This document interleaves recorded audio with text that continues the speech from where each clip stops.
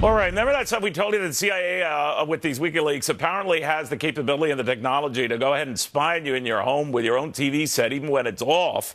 Well, now the CIA is saying that it is also important to note that the CIA is legally prohibited from conducting electronic surveillance targeting individuals here at home, including our fellow Americans, and the CIA does not do so, among other protests to some of these allegations and charges that have come out.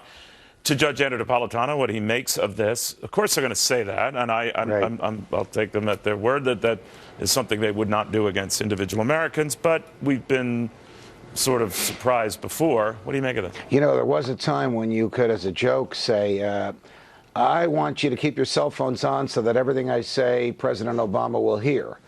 And people would laugh and say, come on, these things aren't really recording devices. Well, we now know that they are. We know that they can't be turned off.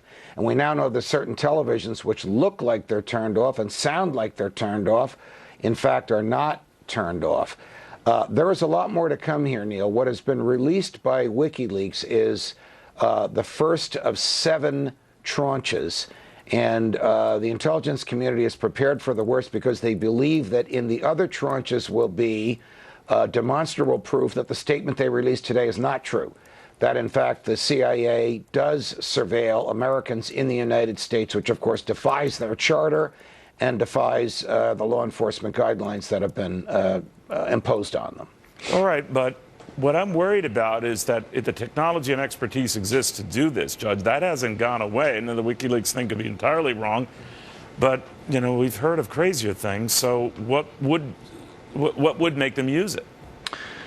Well, the intelligence community has demonstrated an inexhaustible thirst for data. It is suffering from data overload. The NSA, for example, which is the domestic version of the CIA in the United States, collects the functional equivalent, if printed, of 27 times the capacity of the Library of Congress every year, and it's been doing it for 2005. They have the digital version of every telephone call on every cell phone and every landline, every keystroke on every mobile device and every laptop, and all the digital data that goes through the fiber optic cables in the United States. They can download it in real time. They don't have the resources to examine it in real time, but they have it stored and it's available to them. And they do this without any suspicion or probable cause. They do this from everybody. Isn't it un-American for our own government to gather all this information about us? And now we find out that the government can get literally into the kitchen or the bedroom through something that when George Orwell wrote it, it sounded too fantastic to believe it, that by watching a television, it could be watching you.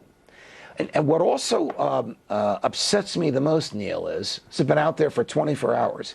There's no outrage. There's no, oh my God, they're actually doing it. You're right about that. Because we have accepted the falsehood that the government can enhance national security by diminishing personal liberty. I reject that as unconstitutional, un-American, and ineffective.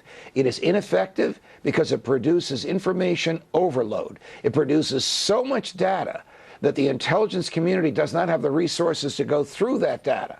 The Fourth Amendment forces the government to focus on bad people. When they don't focus on bad people and focus on everybody, the data about the bad people is hidden in with the data about the good. And the data about the good overwhelms the bad, and it takes longer for them to find it, and it actually keeps us less safe and still violates our civil liberties at the same time. It is weird. And now this protest after the fact seems weirder still. Thank you very, very much, my friend. You're welcome, Neil. All right, Judge Napolitano. We'll have a lot more after this and sort of preview some things that are coming up after this.